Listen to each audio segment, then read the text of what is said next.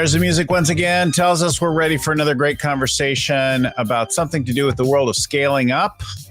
Today, we're talking about how to keep customers and not lose them, how to hang on to customers and spend less money and less focus on customer acquisition cost. Hi, everyone. My name is Bill Gallagher, Scaling Up Coach, host of the show. We bring shows like this in the world of scaling up to you every week, 3 times a week, actually. And we dive into something to do with people, strategy, execution, cash, and the leadership it takes to grow and build your company successfully over time. We're over 300 episodes now, so there's loads of things on all these topics and more. Show notes, tools, special offers, all that and more at scalingcoach.com. You can find all that there. Scalingcoach.com if you want more on that. All right, so listen in. We're talking today with Paul Brown. He's a New York Times, HBR, Forbes. What am I forgetting? M.I.T, Sloan. Like every place you could imagine he's written for, talked to, everything on the world of business. I'm very excited to have him join us here. He's got written over 60 books now. We're talking about one of them in particular, Customers for Life, and he's working on another one. We'll have another show on that another day. Paul, welcome to the show. William, thank you. How are you? I'm good. It's a gorgeous day here today. Sunny California. We're in that like magical time of the year before the fire season starts. And the earthquakes and the monsoons and the mudslides. And right. All that. My oldest is about 20 miles from you. So I know the area well. Oh, nice. And where does your oldest live? Danville. Oh, nice. Yeah, that's very close. And you said you have 4 kids to support. I'm happy to give you one or more if you wish. Yeah. I'm guessing in Danville, they're likely taking care of themselves at this point. He works for Google. Anyway. He works for Google, and he's very smart. And this poor young lady who should have known better said yes, and she works for Autodesk and is even smarter. So yeah. We're not going to do a GoFundMe page for them. So we're going to get into the story of how you come to write this particular book. We're talking about how to hang on to customers versus lose them, and your Customers for Life idea, book, etc. Before we get into that and the origin of that specifically, give folks maybe a little bit more colorful than the facts and figures of your career and all the people you write for. Talk about kind of how you got your start in interest in business and writing and business writing. Default. I was forced into it. Accidentally here. Yeah, it was totally accidentally. I was a theater arts history major back in college. Mm-hmm. And when you opened the one-ads back in the days when they had one-ads, you would see pages upon pages no, you didn't. There was no job. So I had been working for the college newspaper, hadn't thought anything about it. It's May of my senior year, and I've been accepted to Yale Drama School. And the thing about Yale at the time was you had to audition to get in, and you could sit on other people's auditions, and they could see me.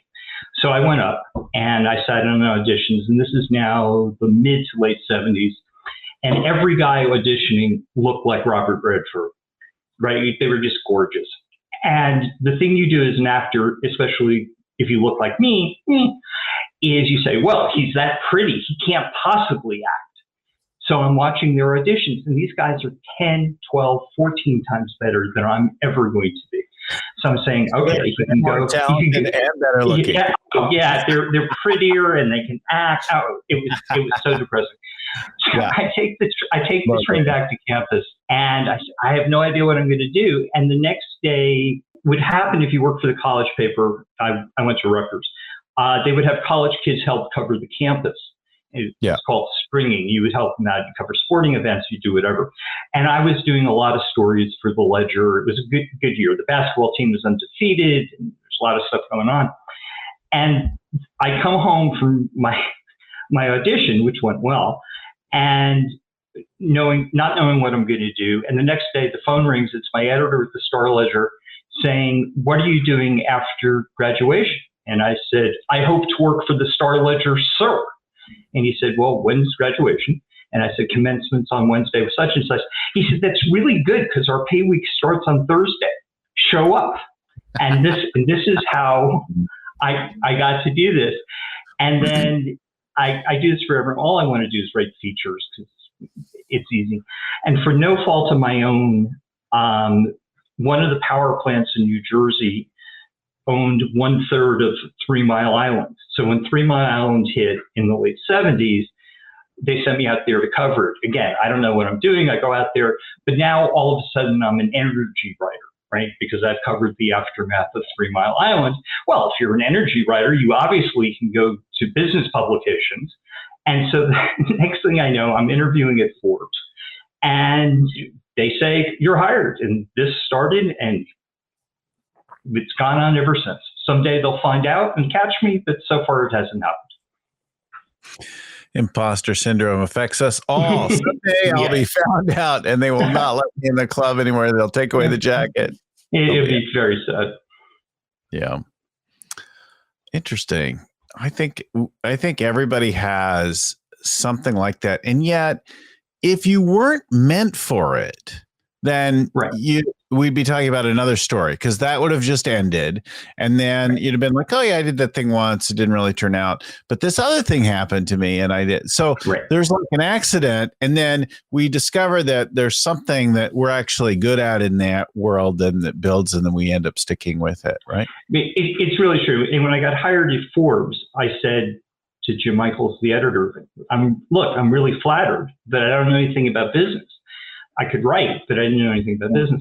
And he said, "You have to trust me, Bill. This is a great Michaels impression. Look, I know that, but this business stuff isn't that hard. And if it doesn't work out, a bright young man like you can always find another job." And that's how I started.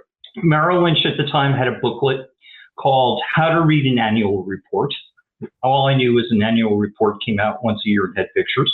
I read the booklet. And you work for Forbes, so you get to ask people questions. "I'm sorry, what is a net loss carry forward? I'm sorry, I don't know, net operating expense, how is that different?" And you just ask a lot of questions and eventually you learn something.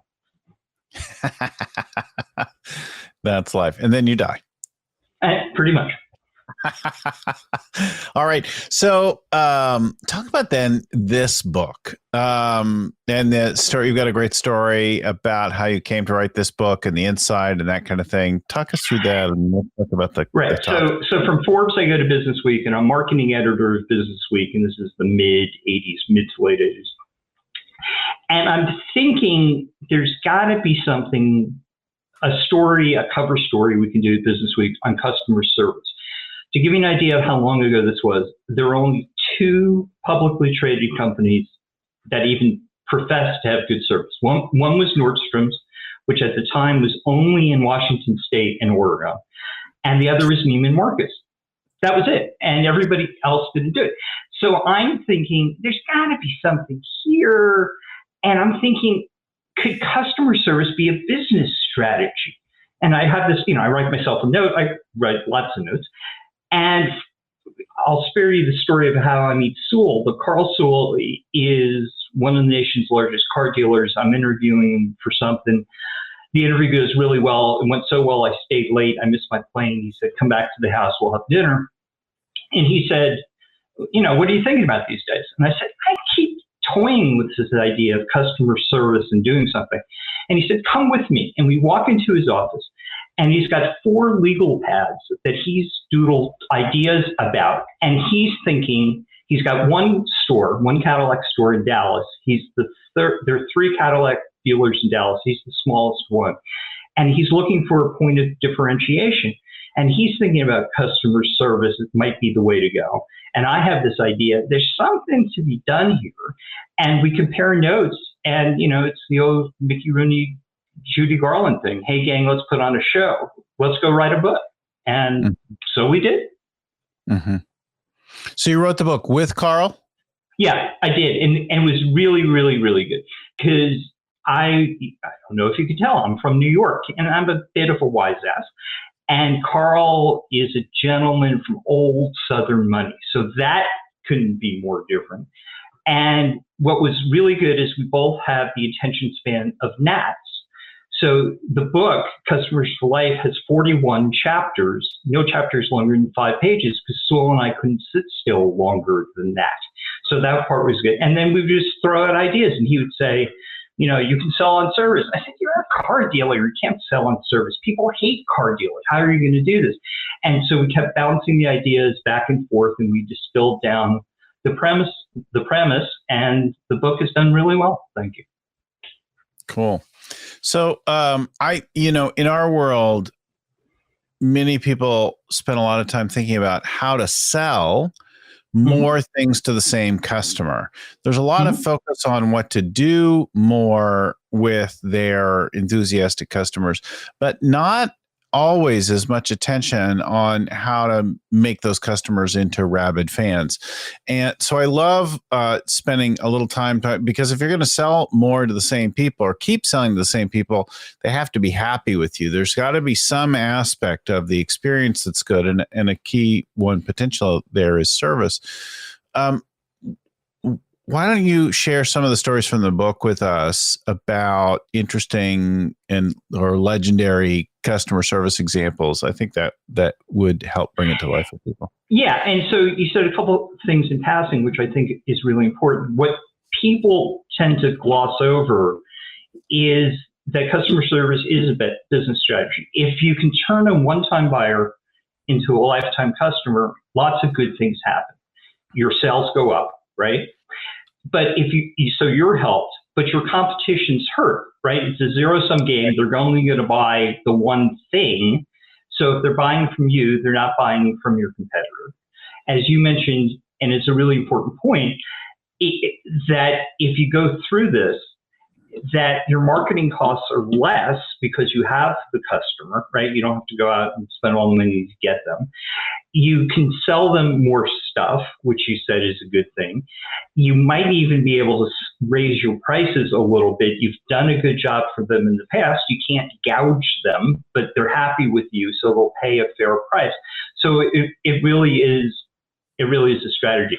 And so the strategy really boils down to, if the customer says, can you, the answer is yes, if it's any way conceivably possible, but it's yes, and you get to charge them for it. So let me tell you my favorite Sewell story. He's got a customer who's bought cars from him for 30 years, and she spends half the year in Paris, half the year in Dallas. And she calls up Carl one day and says, hi, I'm coming back from Paris, and I'm going to spend a few days in New York, and I want to rent a car. And Carl said, sure, I'm happy to make a phone call to Hertz or whoever. And she said, no. You don't understand. I don't want a New York rental car. All New York rental cars smell like smoke. This is back in the days when people smoked. And I want one of your cars.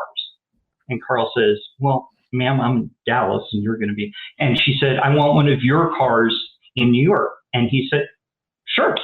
And so he said, I'm going to have to, I'll have to charge you. I'll give you the car for free. I won't even charge you the rental thing. But I'm going to have to charge you to have somebody drive it up to you, and all the costs associated with that. Is that okay? And if you can spend half your time in Dallas and half your time in Paris, it's probably okay.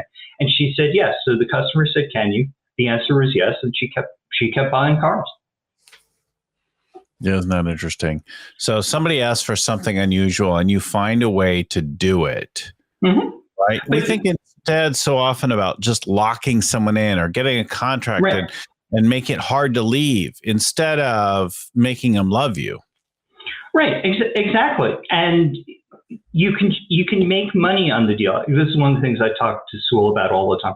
He doesn't really advertise. In where you are, the car dealers are on the radio and TV all the time. Buy a new Toyota, buy a new whatever. Sewell really doesn't advertise. But what he does do is he's got a 24-hour service number that you can call. And if it calls, it goes to a mechanic on duty who comes out to you in a fully equipped Suburban, which can fix just about anything. And if it can't, it can tow your car in.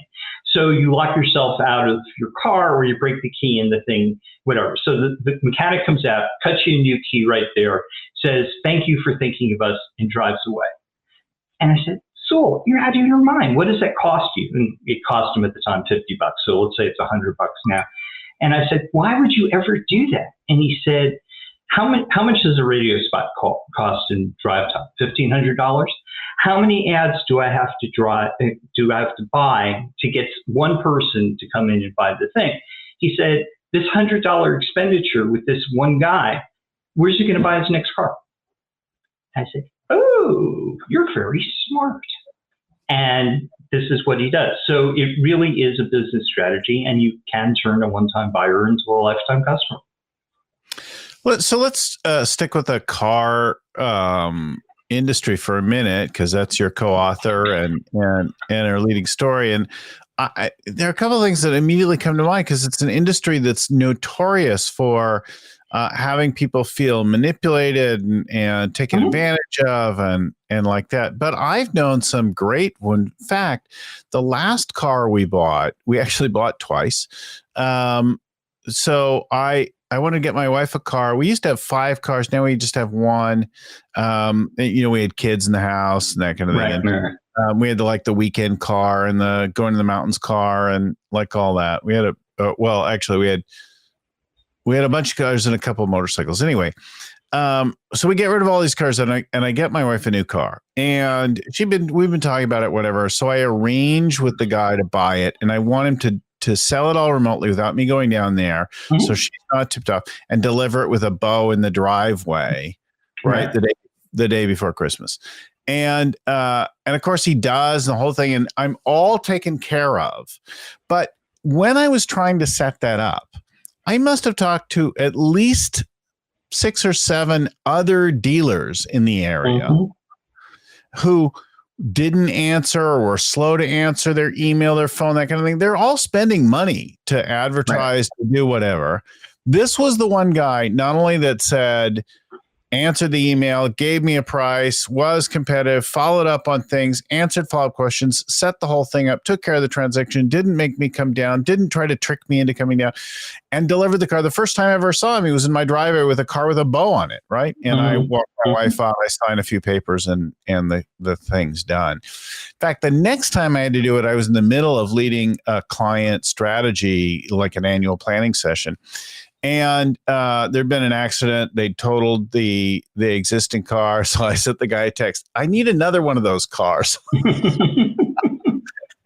And could you deliver it here so I could surprise her and drive it home with the thing? So 2 surprises, 2 remote sales, 2 transactions initiated by text message while I'm busy doing other things, all undercover, low hassle, great price. I was fine to pay whatever, but remarkable. And I'd have probably kept buying cars from that guy for years, except he left the business, went into some other industry. Okay. So it's a wonderful story. And the thing you're leaving out is, how many people have you told that story to? Right. Lots. Right. And so their next reaction is, "Who is this guy?" Right. And you got his number. And I had a terrible experience with the dealer, and let me call him up. And this is why it's so effective. And the irony, just to stay on cars for a second, is car dealers don't make any money selling cars. They really don't. I mean, the margins are so tiny. All the money is on the service on the back end. Yeah. So why, you much rather have Bill as a customer to be happy, because you're going to go in for the oil change, and you get the tires and the timing belt and all that stuff. And that's why you really want to do it. So you're a living proof this works. Right. Yeah. I hope to find someone like him again when we need to replace because I did hear, I can't remember why I know that now, but I know that he doesn't work there anymore. Maybe because I asked a question, somebody else answered it, but it still wasn't the same connection. Right. And that kind of raises the next thing, which is, if it's entirely based on a person and not on a set of policies and processes and things like that, then there's some risk. Did you find the same thing in the book? Yeah, there's a lot of risk. So again, it's a really good question because there's a whole bunch of stuff going on. So on one level, if you're running the company, you want to empower the people, and I hate that word, but empower the people to make the decision. They shouldn't have to go, if I work for you, I shouldn't have to go to Bill to get you to approve a relatively small expenditure. Hey, Bill, this guy wants me to drive out to his house with a car with a bow on it. I know it's going to take me off the sales, right? I shouldn't have to do that. It should be part of that. And the other thing, to the bigger point, is there's got to be a system in place. So you have the relationship with the sales guy, but what the dealership should have done is the sales guy should have introduced you to the sales manager. He should have introduced you to the boss. So if the sales guy moved on, you would say, oh, Tom's gone, but Susie was the sales manager. Hey, Susie, hi, Bill Gallagher. I bought a car and I saw Tom moved on. Can you help me out? And now you still have a relationship. She's met you. So you can't, sales guys are sales guys and they want to control the customer.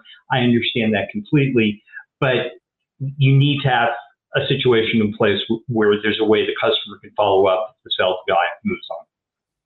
Yeah, if you haven't structurally made the relationship owned by and more dominantly controlled by the company than just the salesperson, then you've made a mistake. If you're a brilliant salesperson, if you're the one who did that, but if you have allowed that to happen in the business, you've definitely jeopardized your business. Yeah, and so the only tweak I would give to that is the company sends cold and impersonal. You don't want the relationship with Toyota. You want it with Oakland Hills, the general manager of Oakland Hills Toyota, or the sales manager of Oakland Hills Toyota. You don't want it to be Toyota that's cold and we get to customer relationship management stuff, and that's off-putting. But Susie, I know. That's where I want the additional relationship. Yeah. You know, one of our past Scaling Up speakers is Horst Schultz of Ritz-Carlton. And they're legendary about empowering employees to really take care of people. Ladies and gentlemen, serving ladies and gentlemen. And then all of the things that make that real and not a wishful statement, where if the busboy hears that you had a rough night, they could just comp your whole breakfast for you. Just as a gracious move to let you feel heard, appreciated, taken care of, that kind of thing, without going for lots of approvals and like that. And I've not been like a mainstay at Ritz-Carlton hotels, although I've enjoyed every last one. But I do remember distinctly the first and second time I stayed in one, and that very much contrasts to another hotel experience I had in Vegas. And so the first time I came in, they remembered me and remembered my name on return. So the second time pulling up to the hotel in the car, they're like, welcome back, Mr. Gallagher, and that kind of thing. And by then they figured out like what kind of wine I like and a variety of things like that. And then the next time I stayed in another Ritz-Carlton property, they seemed to remember all those things. So not only have they empowered people, but they built systems around it and practices in place so that they would remember, right? Right. And so there's a chapter in the book that says systems, not smiles. So the smile, hi, welcome to the Ritz-Carlton. That's good. Oh, it's Bill Gallagher. He's never been here before. Okay, so now they know you've never been here before. That's written down in the system. Oh, I see. He wanted a room on a high floor. Oh, Mr. Gallagher, do you always do that? Yeah, because I'm afraid of doing. Okay, he likes high floors. And so all this stuff is captured so that when you come back, you get red wine or whatever it is. I will tell you a great Horst Schultz story to prove this is true. So one of the many places I worked at Inc., and it's in Boston, and at one point they were going to transfer me up from New York to live there. And they put us up at the Four Seasons, which is very nice because they're trying to convince my wife that we should move. And we pull into the garage and it's fine. And the next day I'm going to the office and she's going to go house home. And I walk her down to the garage and the car has a flat tire. And I go, sorry, honey, I have to go. So I go into the office and she's smart, she'll figure it out. And I said, what happened? Oh, she said, it was amazing. The kid in the garage changed the tire, put the spare on. I went out and looked at houses. And then when I came back, he replaced the tire. He got it fixed. And so I tracked down the kid before we went out. I said, what did you do? And he said, well, I saw it in, your wife, and you had 2 little kids. And so on my lunch hour, I just took the tire down to the local service station here, and I had him patch it, and I waited and had my sandwich while they were doing it. And so that's a $10 charge you see in your hotel bill. I hope that's okay. And then I just came back, and when I had time, I put the tire back on the car. Okay, where am I going to stay at the next hotel? My wife's got 2 little kids, and she's under a whole lot of stress. And this kid in the garage made the problem go away. I mean, there are nice hotels everywhere, but that's where I'm going. In a increasingly uncaring, callous, fearful world, right, where people are nasty with each other, finding somebody who takes care of you, who actually cares, who's been hired for their propensity to care, who's been trained and encouraged to care, rewarded for caring, who's been given the tools, the systems, rewarding the authority to care, all that is profound, right? And I think so contrast the... And it is. And it's people you want to do business with, right? I mean, think about where you and your wife go out to dinner. I'm sure it's lovely, and I'm sure you have a favorite place. And I'll bet anything that the favorite place is not the most expensive restaurant in the Bay Area. And you're going there because the food is good? Sure. But the experience is lovely. They take care of us. We like the people. We can get a table. It's all that stuff. And people are going, well, the margin's on the steak. Yeah, you know what? You can charge an extra $1 for the steak if it's good and you take care of the customers. So you really can create customers for life. So my mom's family is from Las Vegas. I grew up going to Las Vegas. I lived in Las Vegas for some years. I did a couple of years at the school there. So I have some connection to Vegas. In addition, right, as a business adult on the West Coast, Vegas is a place of meetings, conferences, conventions, that kind of thing. So I've been to Vegas a lot. And I remember there was a maitre d' there who remembered everyone's name. And he was legendary. And of course, eventually they blew up the hotel and they put up a new one. As they do. And he's died, right, as people do.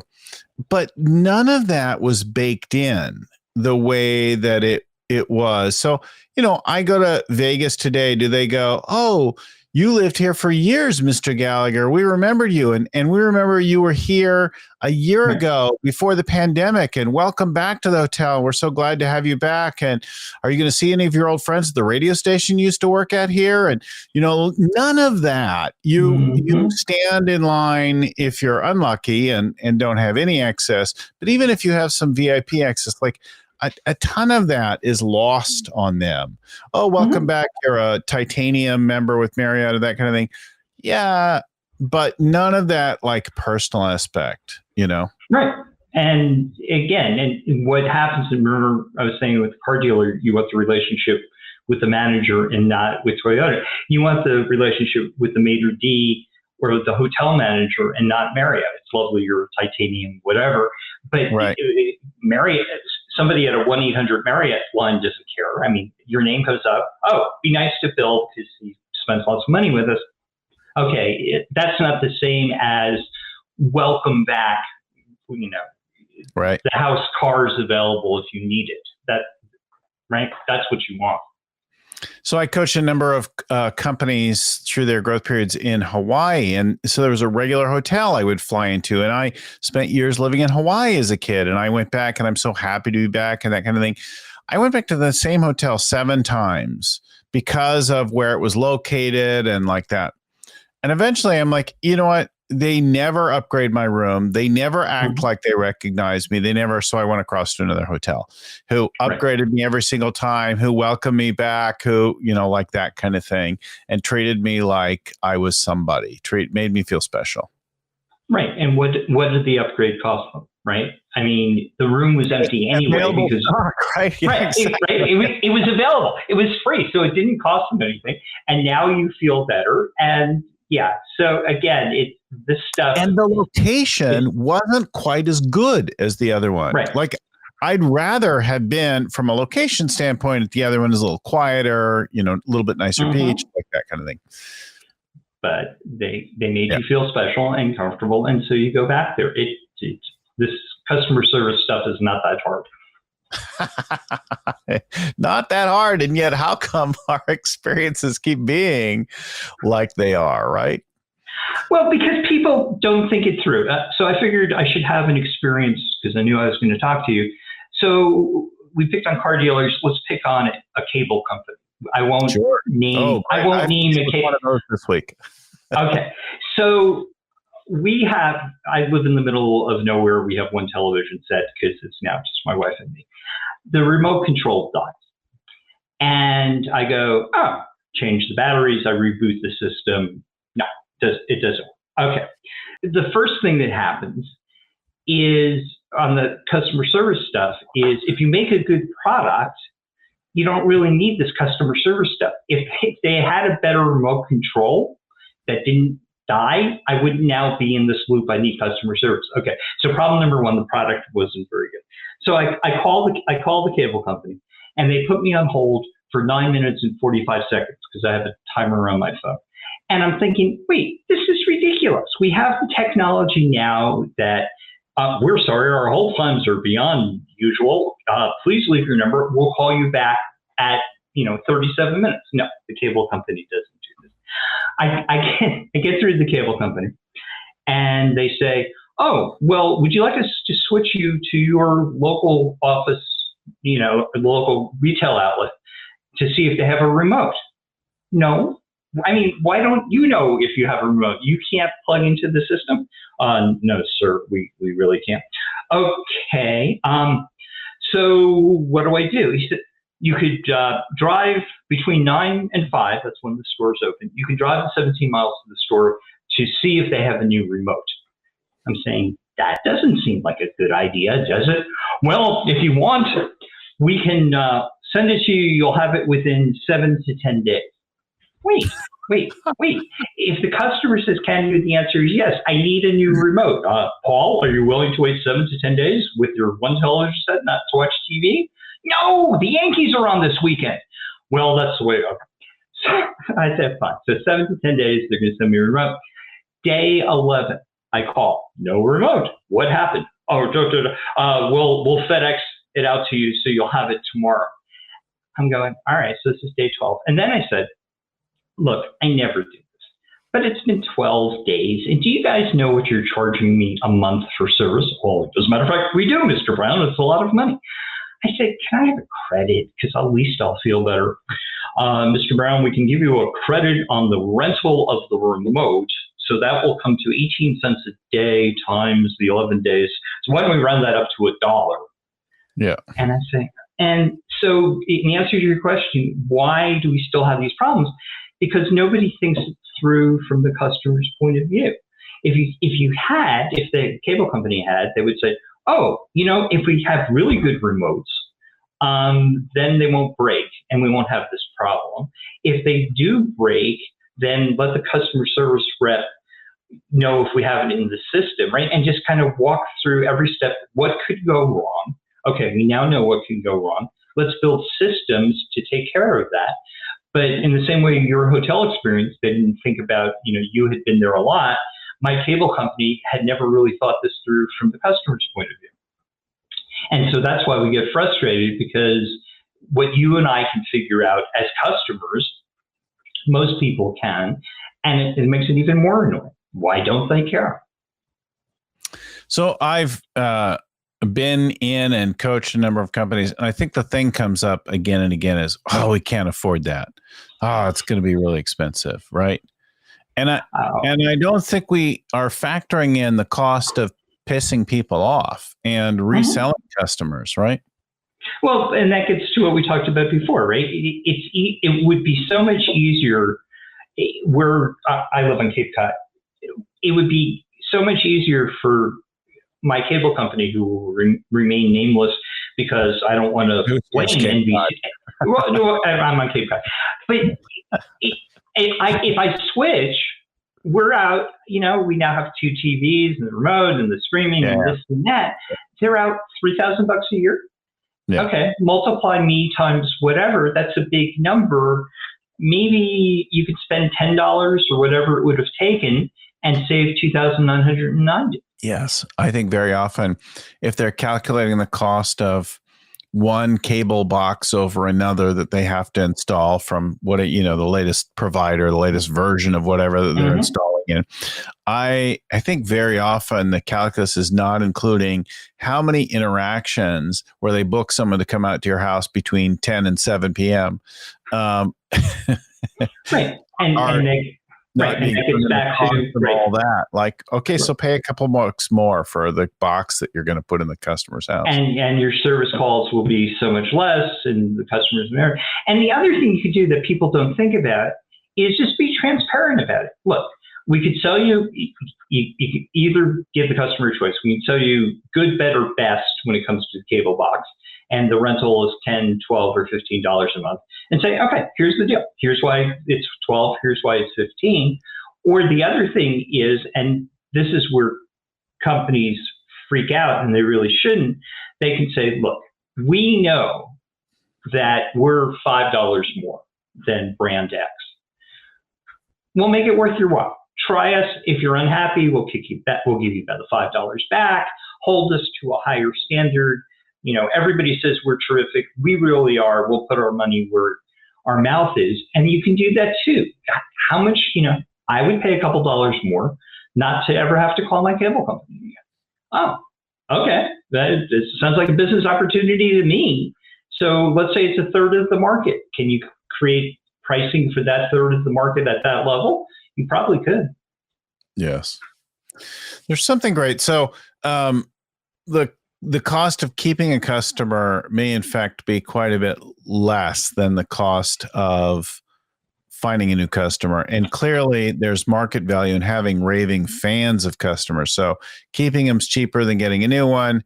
Having raving fans is much more valuable, right?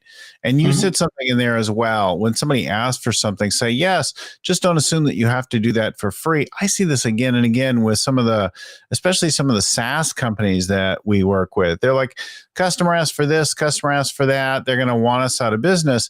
Like, great, say yes to everything, but just charge them for it. Oh, that's great. That's part of our professional services.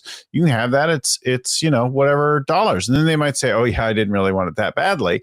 Or they might say, great, $1,000 is fine for that feature ad, Right. And again, give them the choice. And wouldn't it be lovely when they say they want X, Y, and Z features, if you could say yes to everything you just said and say, well, tell me why you want that feature. Well, because we're going to do, how many people use that feature? Well, it's maybe 1 out of 100. Oh, you really want to spend that money to satisfy that 1 out of 100 customer? Maybe they do, maybe they don't. Or maybe you can say, oh, well, we've got something that's almost as good for a lot less money. And instead of losing 1 out of 100, you lose 1 out of 200. Is that a worthwhile trade-off? So if you give people options, that can work out as well. And as you said, okay, they want it. You want custom or semi-custom? Fine, here's what's going to cost. I think the thing that implies, though, is that we have to interact with people as people capable of thinking. Well, but again, it's not that hard. So where I live in Cape Cod, it really is all the cliches. It's little towns. Guys at the hardware store have been there for 47 years. And so this is a true customer service story, which is why I will never leave my little hardware store, even though there's Home Depot in those. So we have a sliding door that goes onto the deck, and we're right on the water. And so it rusts and whatever. And so when you try to open the slider to get to the deck, and it's screeching and whatever. And I don't know anything. I can hear it. Yeah, and anything. And I know you're not supposed to use WD-40. I don't know why. And so one of my neighbors is an engineer, and he says, you need human-grade silicone. I have no idea what that is, but he told me I need human-grade silicone or food-friendly silicone. I don't know what it is. So I go to the hardware store, and I say, do you have this? And the guy says, no. I said, oh. He said, tell me what the problem is. I said, at the thing, here's the door. And he said, okay, so you're where? Okay, you're on the water. And So he sells me this product, which he says, look, this is going to work. This is what I use. Here's how you fix it, clean it and whatever. So here's the product. It's $8. And if it doesn't work, give it back to me, even if you've used it. Yeah. And I said, oh, well, first of all, I'm not, if I use it, I'll eat the $8. But I'm going, oh, I had a problem. I thought I wanted this. He said, you really don't. You want this. And I'm so sure it's going to work. I'll guarantee it. Okay. I have a hardware store. Could I go to Lowe's? Yeah. There's nothing wrong with Lowe's and Home Depot, but find a person. Find the silicone section. Find somebody in the silicone spray section to talk to. And no. So again, this guy has been selling hardware this way for 50 years. So I wrote this book a while ago, but it wasn't 50 years ago. And he has a very nice hardware store. Yeah. It's funny, as you're telling that, I'm reminded I had a fantastic experience just this week. And I immediately decided and said to my wife, oh, I'm going to shop from them forever. So I bought, last September, I bought a surfing wetsuit from a local chain, like a regional chain of stores. And it's a discount place, but they have a lot of inventory, and I didn't have to order it online. I could go try it on and that kind of thing.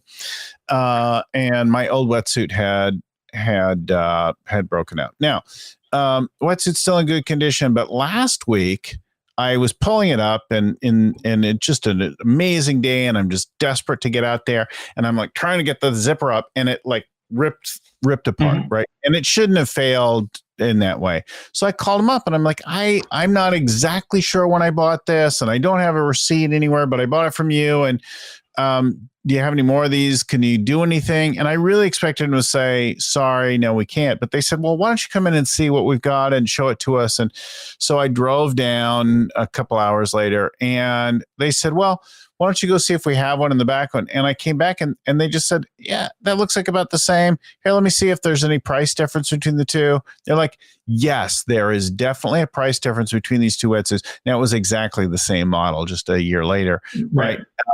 They said it's 1 penny. How would you like to settle that? So I paid them 1 penny to get something replaced. It was Nordstrom-like service from a discount warehouse place.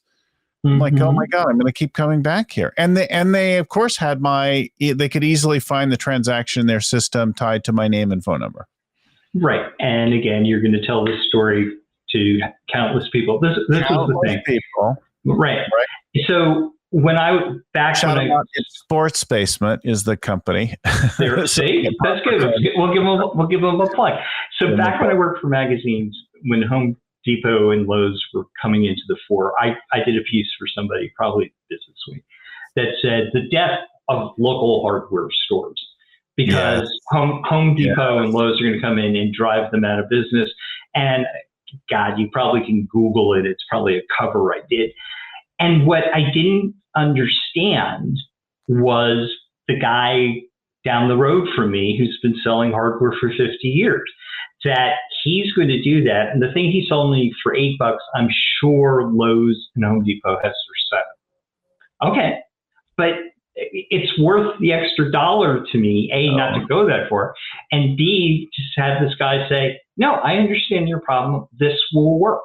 And so again, it's the more you can do this, 100% with you on that, right? Yeah. So there's a time and a place maybe to go to the big box retailer for something, a very large purchase or whatever. But 9 out of 10 times, I will first call that local hardware store. There's a local lumber yard, Piedmont Lumber, and there's a local hardware store, the Ace down the street, and I will call both of them, and or whichever applies, and I'll say, hey, do you have whatever it is. I need some form stakes, or I need some wood, or I need a fastener like this. And they'll say yes or no.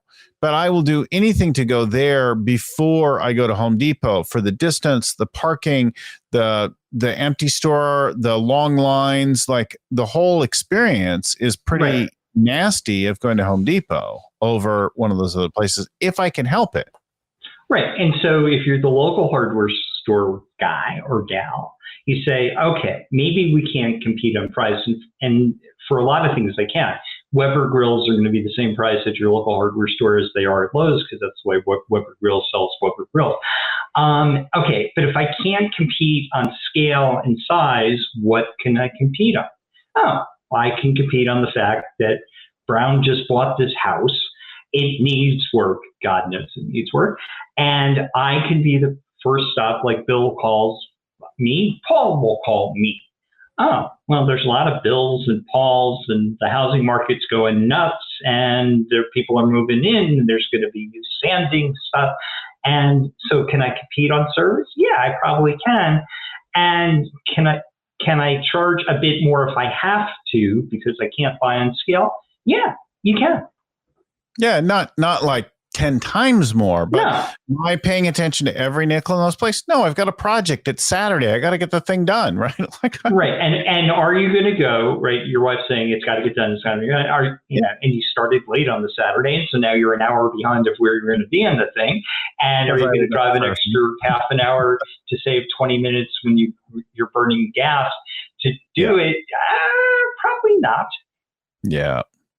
All right. So some recap, right? We've told a lot of good stories. Mark, the service side can in fact be a strategy. And the strategy is hang on to people, make people fans, make them customers for life. If the customer asks if you can do something, say yes automatically. Just don't think that you have to do it for free. Right. And build systems, focusing on systems as much as that smiling and saying yes. You know, I've had people that I called up and they said, how may I be of excellent service to you today? And I'm like, well, you could start by like, stop reading a script and actually just. Yes to all of the above. It's a brilliant recap. And the only thing I would add is if you want, I don't define customer service. I wrote this book. It sold really well. That's lovely. I don't define customer service. You don't define customer service. The customer defines customer service. And if you want to know what they want, ask them. They will tell you. And they will tell you, don't read from a script. I don't want to be on hold for 20 minutes. I want this. I don't want that. So if you want to know how to supply good service, ask your customers. And pretty please ask them one-on-one, not with the surveys and stuff. I hate those surveys. Oh, you just interacted with Netflix. Tell us how we did on a screen. No, I'll tell you how you did. Call me up. I'll tell you. But don't give me these silly surveys. I've had 2 surveys today alone. Right, exactly. And is there anything else you want to tell us? And you know, when you type that in, nobody's going to look at it. And so then what's the point? Yeah. So lots of great material there, giving people lots of things to think about and work on their own experience. Talk to your customers, figure out what ticks them off, figure out how not to tick them off so much. Right. The book is Customers for Life, but Paul's got 60 books now. And Paul has 4 kids who eat lots of food. Go to his website. paulbbrown.com, paulbbrown.com, paulbbrown@gmail. Send him a note and go visit him. He's got more and a lifetime of wisdom of listening to and telling the stories of good and bad business. I think you'll get a lot of it. I've enjoyed having you on the show. We'll have you back to talk about your new book, and we'll tease that one at the appropriate time. But I think it's been a great conversation. I so appreciate you coming on. Let me say thanks to Lucy Summers in the background there, getting our show, working it out, and getting it scheduled and our guests prepared and that kind of thing. If you want to drop us a note, tell Lucy she's awesome. Send a note to info@scalingcoach.com. We bring 3 shows a week like this to you. You'll find that entire back catalog at our website at scalingcoach.com. or wherever you get your podcast. We do both the video and the audio versions of these shows. So if you'd like to watch us on YouTube, go find us there. Find us on Facebook video like that. Big thanks also to Vern Harnish, author and creator of the Scaling Up Framework. Our audio is edited by Albert Burge at Podfly Productions. They do a great job for us. And our show notes are written up by Ein Kodina and proofread by Tim McGowan. So if we got something wrong, blame them. Thanks again for listening. Keep scaling up. Bye.